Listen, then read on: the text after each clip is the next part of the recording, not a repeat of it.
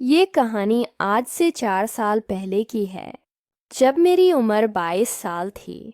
میرے ابو نے میری امی کو ان کی عادتوں کی وجہ سے طلاق دے دی تھی۔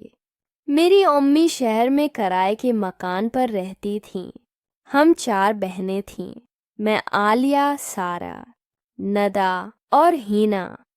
ہمارا کوئی بھائی نہیں تھا۔ ابو ہمیں امی سے فون پر بات کرنے سے نہیں روکتے تھے۔ امی اکثر فون پر کہتی تھیں، عالیہ، تم سب بہنیں میرے پاس آ جاؤ، یہاں میں تم سب کا سہارا ہوں۔ میں یہاں بہت تنہا ہوں۔ مجھے اپنی امی پر بہت ترس آتا اور ابو پر غصہ بھی کہ انہوں نے امی کو یوں چھوڑ دیا، لیکن میں نہیں جانتی تھی کہ اصل حقیقت کیا ہے۔ ایک دن میں نے ابو سے کہا کہ ہمیں کچھ دنوں کے لیے امی کے پاس چھوڑ آئیں۔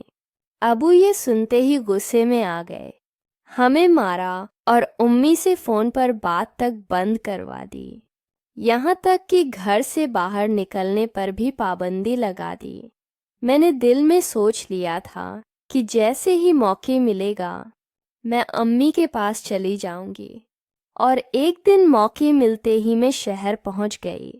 رات کے تقریباً 2 بجے میری آنکھ کھلی تو دوسرے کمرے سے آوازیں آئیں۔ میں نے کھڑکی سے جھانکا تو دیکھ کر ہوش اڑ گئے۔ کمرے میں میری امی کے ساتھ 2 آدمی موجود تھے۔ امی کبھی ایک کے قریب جاتے تو کبھی دوسرے کے۔ صبح ہوئی تو میں نے کچھ کہنے کی ہمت نہ کی۔ 2 دن بعد میں نے امی سے پوچھا تو وہ فوراً سمجھ گئیں۔ کہنے لگیں، میری بیٹی عالیہ، اس کام میں مزہ بھی ہے اور پیسے بھی، بغیر محنت کے سب کچھ مل جاتا ہے۔ اب مجھے سمجھ آیا کہ ابو نے امی کو کیوں طلاق دی۔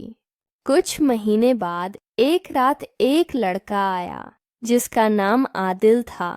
اس نے مجھے دیکھا اور امی سے کہا، میں تمہیں دگنے پیسے دوں گا، اپنی بیٹی عالیہ کو میرے ساتھ بھیج دو۔ امی نے مجھے کمرے میں بھیج دیا۔ عادل نے میرے ساتھ کھیل تماشا کیا اور جاتے وقت بہت سارے پیسے دے کر کہا، پھر ملاقات ہوگی، لیکن یاد رکھنا میرے علاوہ کسی اور کے پاس مت جانا۔ عادل بار بار آتا رہا، میں بھی اس کے ساتھ جانے لگی، لیکن 2 ہفتے بعد وہ آنا بند ہو گیا۔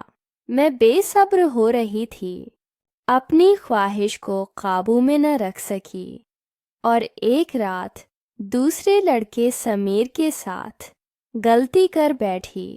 اگلی رات عادل آیا۔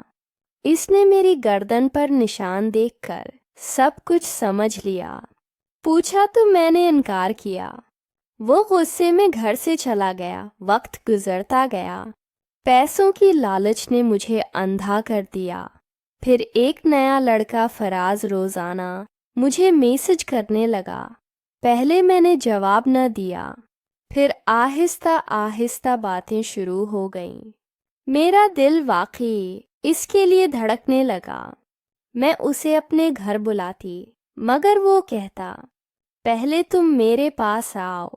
آخر کار ایک دن میں جانے لگی تو میرے موبائل پر میسج آیا۔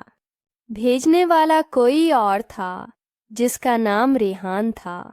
اس نے لکھا، خدا کے واسطے فراز سے مت ملنا، وہ تم سے محبت نہیں کرتا، وہ اپنے دوست کا بدلہ لینا چاہتا ہے، وہ تمہیں بلا کر کئی لڑکوں کے حوالے کر دے گا۔ میری بھی بہنیں ہیں، تم بھی میری بہن جیسی ہو۔ یہ پڑھ کر میری آنکھوں سے آنسو بہہ نکلے۔ میں روتی رہی اور اللہ سے معافی مانگتی رہی۔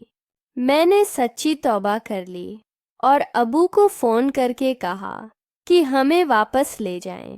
اگلے دن ابو آئے اور ہم 4 بہنوں کو واپس گاؤں لے گئے۔ کچھ مہینے بعد میری شادی حمزہ سے ہو گئی۔ آج میں اپنے شوہر اور بیٹے ارسلان کے ساتھ خوشحال زندگی گزار رہی ہوں، اور جب بھی دعا کرتی ہوں سب سے پہلے ریحان کے لیے دعا نکلتی ہے جس نے مجھے بروقت وارننگ دی۔